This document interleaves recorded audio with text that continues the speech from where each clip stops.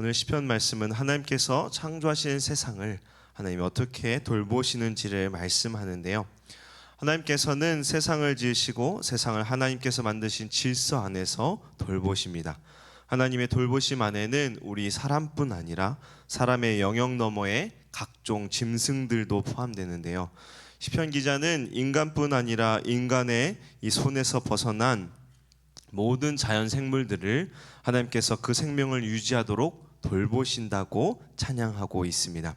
그렇다면 하나님께서 세상을 창조하시고 세상이 생명을 유지하도록 어떻게 하십니까? 시편 기자는 10절에 이렇게 말씀하는데요. 여호와께서 샘을 골짜기에서 솟아나게 하시고 산 사이에 흐르게 하사. 골짜기에서 샘이 솟아나서 산 사이에 흐르게 하신다고 고백하는데요. 즉 하나님께서 물이 솟아나게 하셔서 이 물을 공급해 주신다는 것입니다. 인간은 반드시 물이 필요하죠. 그리고 동물들도 이 물이 반드시 필요합니다. 하나님께서는 이 물을 모든 생물들이 마실 수 있도록 솟아나게 하신다는 것인데요.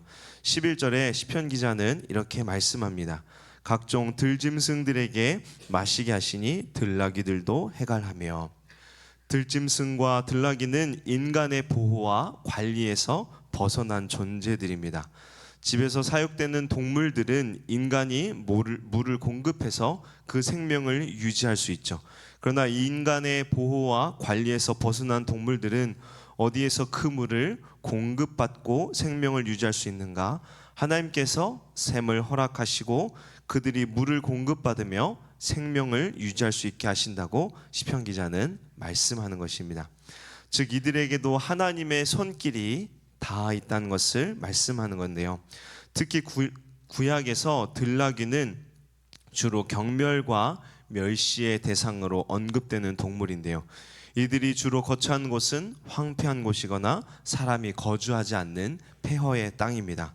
즉 이들은 사람들에게 버려진 동물들이지만 하나님께서는 그들에게도 샘을 허락하사 물을 마시고 생명을 유지할 수 있도록 돌보신다는 것입니다.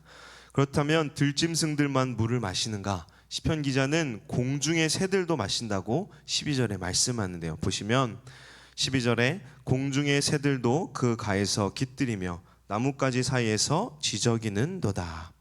새들도 샘물 곁 가지 이 나뭇가지 사이에 둥지를 틀고 지저긴다고 말씀합니다. 여기서 지저긴다는 것은 그저 새들이 소리내어 우는 것이 아니라 하나님께 감사의 찬미를 드리듯 지저긴다는 의미로 시편 기자는 말씀하는데요. 즉 공중의 새들도 이 샘물에 매우 만족해하고 그것을 주신 하나님께 감사한다는 것입니다. 하나님께서는 샘을 허락하사 들짐승들은 물론이고 공중의 새들도 물을 마시고 생명을 유지하게 하신 것입니다. 이처럼 하나님께서는 사람은 물론이거니와 생명이 있는 모든 생물들에게 샘을 허락하사 생명을 유지하도록 은혜를 베푸시며 돌보아 주시는 것입니다. 모든 것이 다 하나님의 손길 아래서 은혜를 누린다는 것인데요. 이어서 시편 기자는 비를 내려서 피조물들을 돌보시는 하나님을 찬양하는데요. 13절 말씀을 보시면 그가 그의 누각에서부터 산에 물을 부어 주시니 주께서 하시는 일의 결실이 땅을 만족시켜 주는도다 라고 말씀합니다. 그의 누각은 하나님이 거하시는 하늘 처소이며 하늘을 가리키죠. 시편 기자는 하나님께서 하늘에서부터 물을 부어서 곧 비를 내려주셔서 땅의 열매가 풍족하게 맺도록 하신다는 것입니다. 시편 기자는 비라는 이 자연현상이 그냥 생기는 것이 아니라 하나님께서 땅에 열매들이 풍족하게 맺히도록 보살펴 주시는 것이라고 찬양하고 있죠. 하나님께서는 샘을 통해 물을 공급하시는 것뿐 아니라 비를 내리셔서 땅이 열매를 맺도록 은혜를 베푸사 모든 피조물들이 하나님의 보살핌을 누리도록 하신 것입니다. 시편 기자는 이 비를 통해서 우리 사람들도 얼마나 유익을 누리는지 말씀하는데요. 14절, 15절 말씀, 우리 두 절 말씀 함께 읽겠습니다. 그가 가축을 위한 풀과 사람을 위한 채소를 자라게 하시며 땅에서 먹을 것이 나게 하셔서 사람의 마음을 기쁘게 하는 포도주와 사람의 얼굴을 윤탁하게 하는 기름과 사람의 마음을 힘있게 하는 양식을 주셨도다. 아멘. 하나님께서는 비를 내려주심으로 땅의 채소와 땅에서 먹을 것이 나게 하시죠. 곡식이 결실을 맺고 채소가 자라며 나무 열매가 맺게 하는 것 모두 하나님의 섭리라는 것이며, 이를 통해 사람이 만족을 누리게 된다고 시편 기자는 찬양합니다. 하나님께서는 특별히 사람들에게 마음을 기쁘게 하는 포도주와 기름과 또 힘을 주는 양식을 베풀어 주셨는데요. 하나님께서는 사람이 윤택하게 살아가며 기쁨을 누릴 수 있도록 특별한 은혜를 베푸셨다는 것입니다. 즉 우리가 먹고 살아가게 하신 모든 것, 그리고 이러한 것들로 만족하고 기쁨을 누리는 것이 다 누구에게서 비롯된 것인가 하면 하나님이라고 말씀하는 것입니다. 하나님께서 보살피시고 섭리하여 주셔서 사람이 창세기 1장에서 하나님께서 허락하신 그 사람이 누리는 복을 누릴 수 있게 된다는 것입니다. 시편 기자는 하나님의 은혜를 계속해서 말씀하는데 16절에 이렇게 찬양합니다. 여호와의 나무에는 물이 흡족하며 곧 그가 심으신 레바논 백향목들이로다. 레바논의 백향목은 성경에서 나오는 가장 좋은 나무이죠. 솔로몬이 성전과 왕궁을 건축할 때 사용하던 나무였습니다. 보통 백향목 나무의 평균 높이가 30m 이상 되고요. 그리고 줄기 둘레가 10m 이상으로 아주 크고 또 1000년 이상을 살아가는 나무라고 합니다. 그래서 백향목을 하나님의 나무라고 이렇게 부르는데요. 시편 기자는 이 나무에 물이 흡족하다고 말씀하죠. 이는 하나님께서 시냇가에 심긴 나무처럼 물을 충분하게 그리고 지속적으로 공급해 주시기에 백향목과 같은 나무가 견고하게 잘 세워져 있게 된다는 것입니다.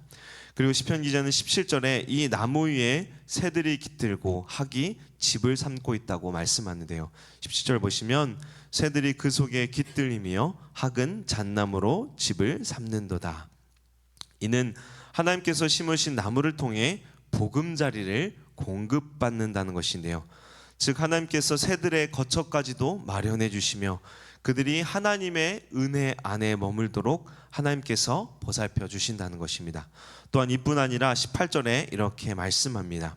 높은 산들은 사냥을 위하며 바위는 너구리의 피난처로다. 산에 거하는 동물들도 하나님께서 처소를 마련해 주신다고 말씀하죠. 하나님께서는 세상의 모든 생물들이 하나님의 은혜를 얻도록 하나님께서 세심하게 그들을 살피시고 보호하여 주신다는 것입니다. 하나님께서는 세상을 지으시고 모든 피조물들이 잘 살아가도록 그들을 살피시고 보호하십니다. 이 하나님의 섭리에서는 그 어떤 것도 예외일 수 없습니다.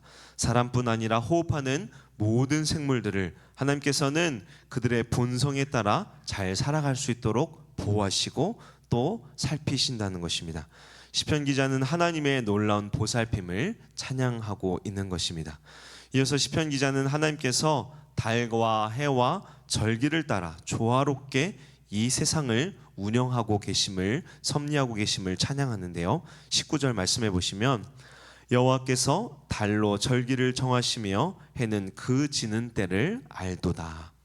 시편 기자는 달과 해를 통해 시간의 질서가 하나님에 의해 정해졌다고 말씀합니다. 달은 절기를 정하는 기준으로 또 해는 그 지는 때를 아는 존재로 표현하므로 시간의 흐름이 하나님께서 정하신 통치 안에 있음을 말씀하는 것이죠. 시간은 하나님께서 창조하신 피조물입니다. 하나님께서는 이 시간 안에 계시기도 하고 시간 밖에 계시기도 합니다. 하나님은 시간의 구애를 받지 않으시죠. 하나님께서 때와 절기 곧 시간의 질서를 두신 것은 이를 통해서 우리가 하나님의 피조물 곧 유한한 존재임을 알게 하심입니다. 그래서 하나님께서 지으신 세상과 절기를 통해 우리가 겸손하게 하나님을 바라보게 하시고 또 영원을 소망하도록 하시는 것입니다. 우리는 또한 시간의 질서를 통해서 하나님의 섭리를 깨닫게 되는데요. 하나님께서 시간의 주인이시고 영원한 하나님께서 모든 것을 주관하시고 또 뜻을 이루심을 깨닫게 되는 것입니다. 시편 기자는 그리고 이 낮뿐 아니라 밤도 하나님의 주권 안에 있음을 찬양하는데요. 20절에 이렇게 말씀합니다. 주께서 흑암을 지어 밤이 되게 하시니 삼림의 모든 짐승이 기어나오나이다. 하나님께서는 빛과 낮을 창조하셨을 뿐 아니라 어둠과 밤도 창조하셨습니다. 이사야 45장 6절 7절에도 이렇게 말씀하는데요. 보시면 해 뜨는 곳에서든지 지는 곳에서든지 나밖에 다른 이가 없는 줄을 알게 하리라. 나는 여호와라, 다른 이가 없느니라. 나는 빛도 짓고 어둠도 창조하며 나는 평안도 짓고 환난도 창조하나니 나는 여호와라, 이 모든 일들을 행하는 자니라 하였노라. 하나님은 빛과 낮을 주관하실 뿐 아니라 어둠과 밤도 주관하십니다. 시편 기자는 밤에 활동하는 짐승들도 이러한 하나님으로부터 돌보심을 받는다고 말씀하는데요. 21절에 사자를 예를 들어 이렇게 말씀합니다. 젊은 사자들은 그들의 먹이를 쫓아 부르짖으며 그들의 먹이를 하나님께 구하다가. 사자들이 나와 먹이를 구하는데 그들이 스스로 먹이를 구하는 것이 아니라 시편 기자는 하나님께 먹이를 구한다고 말씀하죠. 하나님께서 그들의 먹이를 공급해 주신다는 것입니다. 즉 하나님께서 밤에 활동하는 동물들까지도 그들의 먹이를 공급하시고 또 그 다음에 나오는 22절의 말씀처럼 그들이 해가 뜨면 스스로 물러가 자기의 피난처에서 쉼을 얻도록 하신다는 것입니다. 시편 기자는 하나님께서 낮에만 일하시는 것이 아니라 밤에도 일을 하사 지으신 피조물들의 이 필요를 공급하시고 그들을 섭리하신다고 하나님을 찬양하는 것입니다. 모든 피조물들은 그들이 생명을 살도록 스스로 수고한 것 같지만 시편 기자는 그 모든 수고가 하나님의 은혜로 결실을 맺는 것임을 말씀하죠. 하나님께서 돌보시지 않는다면, 하나님께서 은혜를 베풀어 주시지 않는다면 우리 사람은 물론이고 동물들 역시 생명이 끊어지고 그 모든 수고가 헛되게 될 것입니다. 시편 기자는 오늘 말씀을 통해 우리에게 무엇을 말씀합니까? 이 세상을 하나님께서 다스리고 계심을 말씀하죠. 세상은 하나님의 주권 안에, 하나님의 섭리 안에 흘러갑니다. 하나님께서 입히시고 먹이시며 쉼을 얻도록 하셨기에 이 세상은 하나님의 질서 안에서 견고하게 흘러가는 것입니다. 우리는 이러한 세상의 질서를 통해 하나님의 다스리심, 보살피심을 항상 깨닫고 하나님께 찬양과 영광을 돌리는 자들이 되어야 합니다.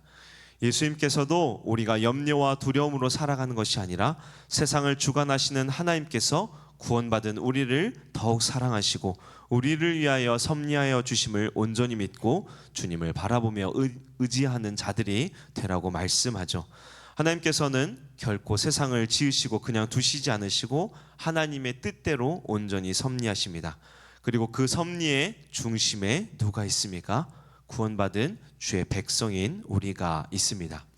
하나님께서는 우리를 구원하시기 위해 이 놀라운 섭리 가운데 예수 그리스도를 보내주셨고 우리를 위해 십자가에서 죽으시고 부활하신 주님을 믿도록 섭리하여 주셔서 구원의 복을 누리게 하여 주셨습니다. 우리를 구원하시기 위해 하나님께서는 세상의 질서 가운데 우리를 섬세하게 섭리하시고 또 지금도 우리를 위해 섭리하여 주십니다. 우리의 수고가 헛되지 않게 하시고 우리의 모든 필요를 공급하시고 때를 따라 돕는 은혜를 하나님께서 날마다 베풀어 주십니다. 세상 만물을 다스리시는 주님께서 우리를 위해서도 특별하게 섭리하고 계심을 우리가 날마다 깨닫고 이 주님의 사랑과 은혜를 찬양하며 또한 주님의 사랑을 힘써 세상에 전함으로 하나님께 영광 돌리는 우리 모두 되기를 주님의 이름으로 축원합니다. 기도하겠습니다. 신실하신 하나님, 오늘 시편 말씀을 통해 신실하신 하나님께서 세상을 다스림을 보게 하시니 감사합니다.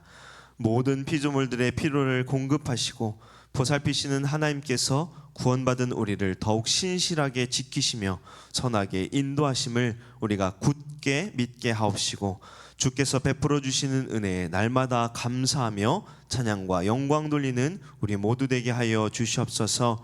우리가 주님의 구원의 도구로 온전히 쓰임 받기를 원합니다. 주님께서 우리에게 베푸시는 놀라운 사랑과 은혜를 나만 누리는 것이 아니라 가족과 이웃들도 누릴 수 있도록 담대하게 주의 사랑과 은혜를 전하는 우리 모두 되게 하여 주시옵소서. 오늘도 우리를 신실하게 인도해 주실 것을 감사드리며 우리를 죄 속원하신 예수 그리스도 이름으로 기도합니다. 아멘.